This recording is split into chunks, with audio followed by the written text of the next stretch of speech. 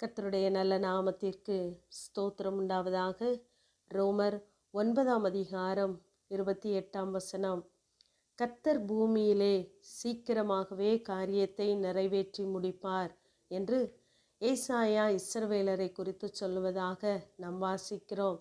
நாம் இஸ்ரவேலாய் கர்த்தருடைய பிள்ளைகளாய் இருக்கிறோம்.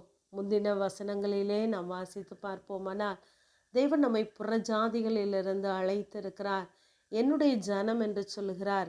நீங்கள் ஜீவனுள்ள தேவனுடைய பிள்ளைகள் என்று சொல்லுகிறார்.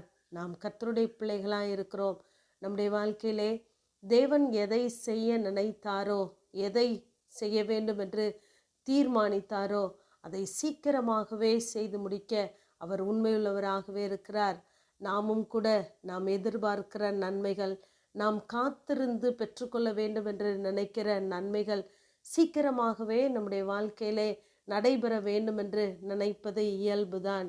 ஆனால் நாம் நினைக்கிற காரியங்களை தேவனும் நினைத்து அந்த காரியங்களை துரிதப்படுத்தும் பொழுது அது நிச்சயமாகவே நிறைவேறும். நம்முடைய வாழ்க்கையிலே நாம் தேவனுடைய நோக்கத்தை புரிந்து கொண்டவர்களாய், தேவன் நம்முடைய வாழ்க்கையிலே அதை நிறைவேற்றுவதற்கேற்ற வாஞ்சையும் விருப்பத்தையும் நமக்கு தரும் பொழுது நாம் பயணிக்கிற பாதை மிகவும் சுகமானதாகவே இருக்கும்.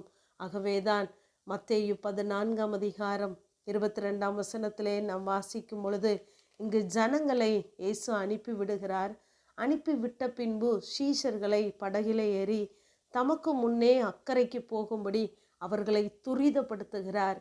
தேவன் யாரை துரிதப்படுத்துவார் என்றால், தாம் நேசிக்கிறவர்களை, யாரிடத்தில் உரிமை இருக்கிறதோ அவர்களை தான் அவர் துரிதப்படுத்த முடியும். நாம் கர்த்தருடைய பிள்ளைகளாய் இருக்கிறோம். நம்முடைய வாழ்க்கையிலே தேவன் நம்மை நேசிக்கிறவராய், நம்மிடத்திலே உரிமை பாராட்டுகிறவராய் இருக்கிறார். ஆகவேதான் அநேக காரியங்களை செய்வதற்கு நம்மையும் துரிதப்படுத்துவார். அப்பொழுது நாம் தேவ திட்டத்திற்கு, தேவ தரிசனத்திற்கு இணைந்து செல்லுகிறவர்களாய் இருக்க வேண்டும். இப்பொழுது இந்த சீஷர்கள் அங்கு பயணப்படுகிறார்கள். ஆனால் நடுக்கடலிலே போகும் பொழுது அங்கு எதிர்காற்று வருகிறது. அலைகளினாலே படகு அலைப்படுகிறது. இதை நாம் மார்க்கு 6 யோவான் 6 வாசித்து தெரிந்து கொள்ளலாம். ஆகவே இங்கு பயணப்படும் பொழுது இத்தனை கொந்தளிப்பு, ஆனால் அங்கு முடிவில்லை. தொடர்ந்து இவர்கள் படகிலே பயணம் செய்து கொண்டே இருக்கிறார்கள். இப்பொழுது 32 இயேசு படகிலே ஏறின உடனே அங்கு காற்று அமர்ந்து போனது என்று சொல்லி பார்க்கிறோம். நம்முடைய வாழ்க்கையிலும் அநேக காரியங்களை தெய்வ சித்தத்தோடு தான் நாம் செய்கிறோம். ஆனால் இடையிலே அநேக தடைகள், அநேக மனிதனுடைய எதிர் வார்த்தைகள், இவைகளையெல்லாம் நாம் கண்டுகொள்ளாதபடி தேவன் நமக்கு நியமித்த பாதையிலே நாம் துரிதமாய் செல்லும் பொழுது தேவன் நிச்சயமாகவே நம்மை கரை சேர்க்கிறவராகவே இருக்கிறார்.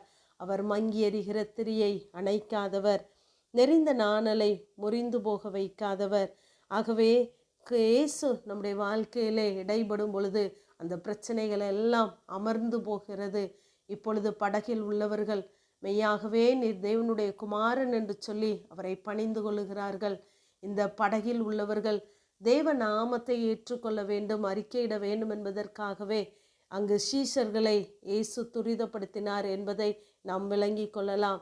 நம்முடைய வாழ்க்கையிலும் தேவன் எதை செய்ய நினைக்கிறாரோ அந்த தேவ திட்டத்திற்கும் தரிசனத்திற்கும் இசைந்து நாம் போகும்பொழுது நம் மூலமாகவே தேவன் மகிமைப்படுகிறவராயிருக்கிறார். நாம் துன்பத்தின் நடுவிலே நடந்தாலும் நம்மை உயிர்ப்பிக்கிற தேவன் அவர்தான். நம்மையில் பாரம் சுமத்தினாலும் நம்மை விடுவிக்கிறவர் அவர்தான். ஆகவே நம்முடைய வாழ்க்கை என்னும் பயணத்திலே தேவன் எதை செய்ய நினைக்கிறாரோ அதை நாம் புரிந்து கொண்டு நாம் தெய்வ சித்தத்திற்கு இணைந்து நாமும் செல்வோமானால் நம்முடைய வாழ்க்கையிலே தேவன் சீக்கிரமாகவே நாம் எதிர்பார்க்கிற நன்மைகளை, தெய்வ திட்டத்தை நம்முடைய வாழ்க்கையிலே நிறைவேற்றுவார். தேவநாமத்தை மகிமைப்படுத்துவார். ஆமேன். ஜெபம். பிதாவாகிய தேவனே, குமாரனாகிய இயேசு கிறிஸ்துவின் நாமத்தின் மூலமாய் உடைய சன்னிதானத்தில் வருகிறோம். நீ அவன் சமூகத்தை விட்டு விலக துரிதப்படாதே என்ற வேத வார்த்தையின்படி கர்த்தாவே, உடைய சமூகத்தை விட்டு விலக நாங்கள் ஒரு நாளும் துரிதப்படாதபடி உடைய சித்தத்தை செய்வதற்கு எங்களை நீர் துரிதப்படுத்தும்படியாய் உடைய கரங்களிலே தருகிறோம். இயேசுவின் மூலம் ஜெபங்கேலும் எங்கள் நல்ல பிதாவே. ஆமேன்.